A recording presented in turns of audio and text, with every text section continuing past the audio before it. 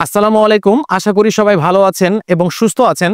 আজকে আমরা বাংলা ব্যাকরণের সবচেয়ে যে বেসিক তথ্যটা, এই তথ্যটা নিয়ে আমরা একটু কথা বলবো।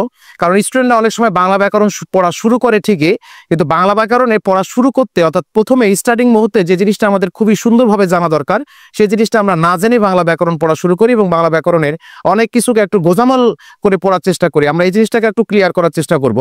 আজকে আমরা বাংলা ব্যাকরণে একেবারে প্রাথমিক যে তথ্য, সেই প্রাথমিক তথ্যটাকে জানতে হবে এবং এটা জেনে আমাদের বাংলা ব্যাকরণটা পড়া শুরু করতে হবে। সেই তথ্যটা হচ্ছে ধ্বনি কাকে বলে এবং বর্ণ কাকে বলে, অর্থাৎ ধ্বনি এবং বর্ণের ভিতরে পার্থক্যটা কোথায়, এই পার্থক্যটা আমাকে খুঁজেই কিন্তু বাংলা ব্যাকরণ পড়াটা শুরু করতে হবে। অন্যথায় ধ্বনি এবং বর্ণকে আমি কিন্তু এক করে গুলাই দিব। আজকে আমরা পার্থক্যের মাধ্যম দিয়ে বোঝানোর চেষ্টা করব ধ্বনি বিষয়টা কি এবং বর্ণ বিষয়টা কি, এবং এদের সংখ্যা নিয়ে যে আমাদের মতভেদটা আছে। অনেক সময় ধ্বনিকে আমরা বর্ণ মনে করে অ্যান্সার করি, অনেক সময় বর্ণকে ধ্বনি মনে করে অ্যান্সার করি। এই বিষয়টাকে আমরা ক্লিয়ার করার জন্য আজকে ধ্বনি এবং বর্ণের মূল পার্থক্যটা আমি একটু দেখাই দেব। আসুন আমরা আজকে একটু দেখে নিই এবং ধ্বনি এবং বর্ণের পার্থক্যটা কোথায়। আচ্ছা, আমরা যদি বর্ণ এবং ধ্বনিকে একটু আলাদা করার চেষ্টা করি, অর্থাৎ পার্থক্যর মতো করে পড়ার চেষ্টা করি, তাহলে আমাদের এই বিষয়টা মোটামুটি একটু ক্লিয়ার ধারণা চলে আসবে। আমরা প্রথমেই ধ্বনি সম্পর্কে একটু জানবো এবং ধ্বনির সংজ্ঞাটা একটু আমরা জেনে যাব। ধ্বনি কাকে বলে? আমাদের যে বাকযন্ত্র আছে, এই বাকযন্ত্রের সাহায্যে উচ্চারিত যে আওয়াজ, সেই আওয়াজটাকেই বলবো আমরা হচ্ছে ধ্বনি। তাহলে আমরা যদি বলি, প্রথমে যদি যে পার্থক্যটা পাবো সেটা হচ্ছে বাকযন্ত্র থেকে উচ্চারিত আওয়াজ, এই আওয়াজটাকে বলবো আমরা হচ্ছে ধ্বনি। অর্থাৎ আমাদের অনেক সময় বলা হয়, সহজে বলা হয়, মুখের আওয়াজকে ধ্বনি বলা হয়। এবং এই ধ্বনির যে লিখিত রূপ, অর্থাৎ ধ্বনির লিখিত যে রূপটা আমরা পাবো, এই রূপটাকে বলবো হচ্ছে আমরা বর্ণ। তার মানে প্রথমেই সংজ্ঞাগত যে পার্থক্যটা আমরা পাচ্ছি সেটা হচ্ছে বাকযন্ত্র থেকে উচ্চারিত যে আওয়াজ, সেই আওয়াজটার নাম হচ্ছে ধ্বনি, এবং ধ্বনির যেটা লিখিত রূপ, সেই লিখিত রূপটাকে বলবো হচ্ছে আমরা বর্ণ।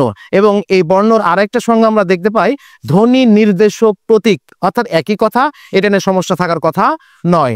এরপর আমরা মনে রাখবো, ধ্বনির সাথে আমাদের বাকযন্ত্রের সবচাইতে সক্রিয় যে অঙ্গ, সেই অঙ্গটার নাম হচ্ছে জিহ্বা বা জিহ্বা, যাকে বলছি আমরা জিহ্বা বা জিহ্বা, উচ্চারণটা হচ্ছে জিহ্বা। এই বাকযন্ত্রের সবচেয়ে সচল অঙ্গ, অর্থাৎ এই জিহ্বার সাথে আমাদের ধ্বনি প্রত্যক্ষভাবে রিলেটেড।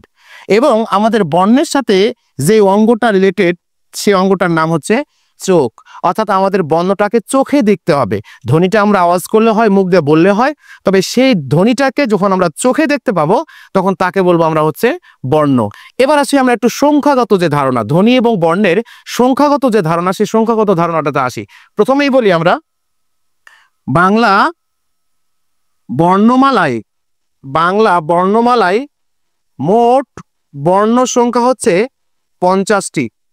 বাংলা বর্ণমালায় মোট বর্ণের সংখ্যা হচ্ছে 50টি।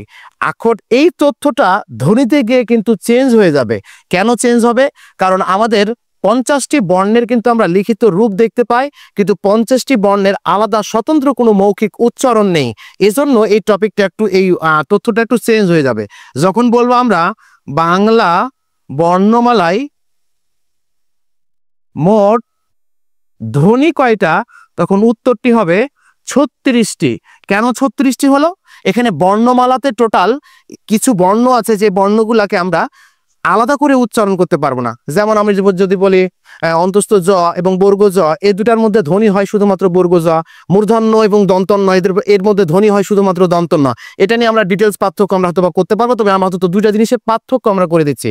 তাহলে এখানে আমরা মূল বিষয়টা হচ্ছে বর্ণমালায় যখন আমি বলছি, তার মানে বর্ণমালায় মোট ধ্বনির সংখ্যা হচ্ছে 36টি, কিন্তু বর্ণমালাতে যখন আমি মোট বর্ণ বলছি, তখন সেটা কিন্তু নিঃসন্দেহে 50টি। এবার যদি এর তথ্যটাকে আমি নিয়ে বলি যে বাংলা ভাষায় মোট বর্ণের সংখ্যা কত, তাহলে কিন্তু এখানে উত্তরটি থাকবে হচ্ছে 50টি। অর্থাৎ বাংলা ভাষাতেও কিন্তু বর্ণ আছে 50টি, বর্ণমালাতেও আছে 50টি। তবে মনে রাখতে হবে, বর্ণমালা কিন্তু একটা। কিন্তু এই তথ্যটাকে যখন আমি এই সাইডে নিব, দিয়ে বলবো হচ্ছে বাংলা ভাষায় মোট ধ্বনি কয়টি, তখন এই উত্তরটি কিন্তু হয়ে যাবে 37টি। একটা বেড়ে গেল, এই একটা বেড়ে গেল কোনটা? ভাষায় বলার কারণে কিন্তু একটা তথ্য বেড়ে গেছে। সে তথ্যটা হচ্ছে আমরা একটা মৌখিকভাবে এ ধ্বনি উচ্চারণ করি, যেটার অবস্থান বর্ণমালাতে কিন্তু নেই, কিন্তু আমাদের ভাষাতে আছে। যেহেতু আমাদের ভাষাতে আছে, সেহেতু বাংলা ভাষায় মোট ধ্বনি কয়টা বললে উত্তরটা হবে 37টি। কি সহ? এ সহ। এই এ ধ্বনিটি আবিষ্কার করেছে ডক্টর মোহাম্মদ আব্দুল হাই 1974 সালে। এই এটা আমরা মুখে বলি, কিন্তু আমাদের বর্ণমালাতে নাই। এর জন্য বর্ণমালায় যখন মোট ধ্বনি বলবে কয়টা, তখন সেটা হবে 36টা, কিন্তু যখন বলবে ভাষায় মোট ধ্বনি কয়টা, তখন সেটা 37টা। কি সহ? এ সহ। এ কে আবিষ্কার করেছে? ডক্টর মোহাম্মদ আব্দুল হাই। কত সালে আবিষ্কার করেছে? 1974 সালে আবিষ্কার করেছে। আচ্ছা, এরপরে আমরা আরেকটা তথ্য দেখি। যদি বলা হয় বাংলা বর্ণমালায় মৌলিক স্বরধ্বনি কয়টা? বাংলা বর্ণমালায় মৌলিক স্বরধ্বনি কয়টা? তাহলে উত্তরটা কিন্তু হবে 6টি। বাংলা বর্ণমালাতে মৌলিক মৌলিক স্বরবর্ণ আছে।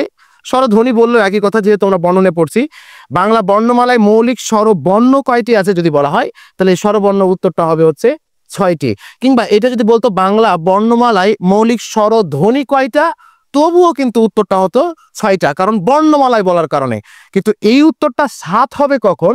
এই উত্তরটা 7 হবে তখনই যখন বলা হবে বাংলা ভাষায় মৌলিক স্বরধ্বনি কয়টি, এটা যখন বলবে তখন সেই উত্তরটা হবে 7টি। এই উত্তরটা হবে হচ্ছে 7টি। তারপরে যখন ভাষায় বলেছি, তার মানে হচ্ছে এই এ সহ, কিন্তু এই ভাষায় যখন বলছি তখন কিন্তু এ সহ। কিন্তু যখন আমি বর্ণমালায় বলছি, সেটা মৌলিক স্বরবর্ণই বলি কিংবা মৌলিক স্বরধ্বনিই বলি, যেহেতু বর্ণমালাতে তার লিখিত রূপ থাকতে হবে, তাহলে সে উত্তরটা কিন্তু হবে 6টি। কিন্তু আমরা কেন যেন বলি মৌলিক স্বরধ্বনি বা মৌলিক স্বরবর্ণ 7টি? না, কথাটা স্পষ্ট করে বলতে হবে। কারণ হচ্ছে আমাদের দেশে প্রশ্ন করার সময় হয়তো বা সেভাবেই প্রশ্নটা করা হয়, কিন্তু এটা একটা স্পষ্টীকরণ ধারণা থাকতে হবে। তাহলে আমি আবার বলছি, এই জায়গাটা খুব গুরুত্বপূর্ণ। বাংলা ভাষায় বলো, বাংলা বর্ণমালায় বলো, মৌলিক স্বরবর্ণ ভাষায় বললে হবে একরকম 7টা, আর যদি বর্ণমালায় বলে তখন সেই উত্তরটা হবে কিন্তু 6টা। আর যদি বলা হয় বাংলা বর্ণমালায় মৌলিক স্বরবর্ণর পাশাপাশি আমরা আরেকটা জিনিস তথ্য আমরা জানবো, সেটা হচ্ছে বাংলা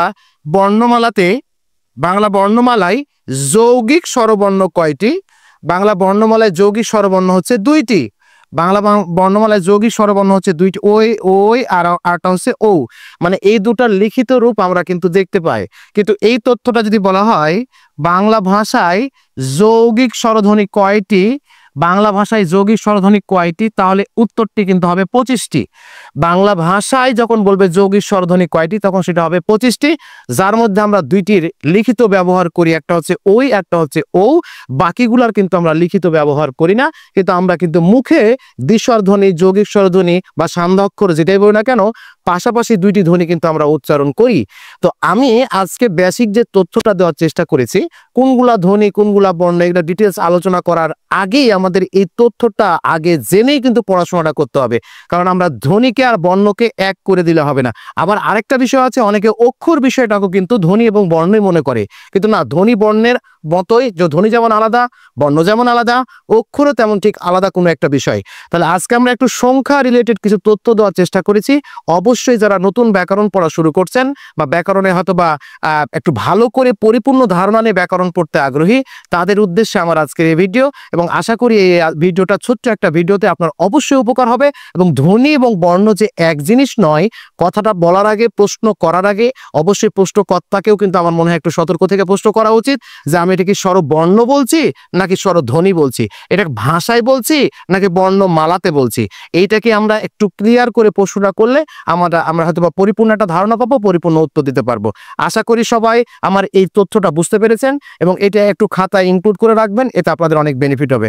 আশা করি সবাই ভালো থাকবেন, সুস্থ থাকবেন। দেখা হবে এরকম কোন একটা ছোট্ট বেসিক বাংলা ব্যাকরণের কোন একটা ভিডিও নিয়ে। ততক্ষণ পর্যন্ত সবাই ভালো থাকবেন। আসসালামু আলাইকুম।